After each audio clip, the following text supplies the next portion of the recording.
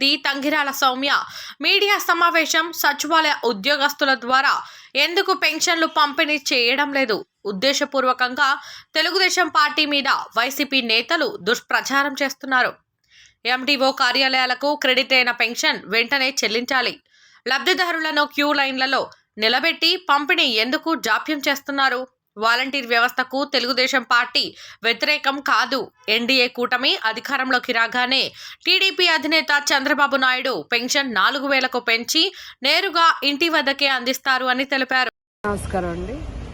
ఈరోజు ఈ పెన్షన్స్ మీద ఈ ప్రభుత్వం ఏ విధంగా ఒక ఫేక్ ప్రచారం చేస్తుందో రాష్ట్ర వ్యాప్తంగా తెలుగుదేశం పార్టీ మీద విష ప్రచారం చేస్తుందో గత కొన్ని రోజులు చూస్తున్నాం. కావాలని మరి వాలంటీర్ వ్యవస్థ బాబు గారు తీసేశారు పెన్షన్స్లోని. మరి మీ కింద సచివాలయ ఉద్యోగస్తులు ఉన్నారు, ఎందుకు సచివాలయ ఉద్యోగస్తుల ద్వారా పెన్షన్ ఇప్పించట్లేదు? అదేవిధంగా బాబు గారు ఎక్కడా కూడా వాలంటీర్ వ్యవస్థని పెన్షన్ ఈ ఎలక్షన్ టైంలో తీసివేయాలని చెప్పలేదు.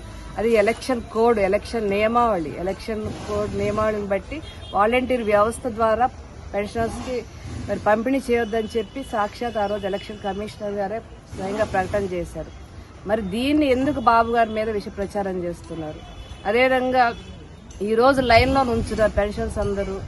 మరి ఎండిఓ ఆఫీస్లో ఆల్రెడీ క్రెడిట్ అయ్యింది పెన్షన్, మరి ఎందుకు ఇంకా పంపిణీ చేయట్లేదు? కావాలని ఆపి అది మళ్ళీ తెలుగుదేశం పార్టీ చేసిందిగా తెలుగుదేశం పార్టీ మీద దుష్ప్రచారం చేయడానికి కావాలని డిలే చేస్తున్నారండి. ఇది మేము తిప్పి కొడుతున్నాం. మేము ఆర్డీఓస్కి ఇప్పుడే చెప్పాము, ఆల్రెడీ క్రెడిట్ అయింది కాబట్టి మీరు వెంటనే విడుదల చేయండి అని చెప్పాము.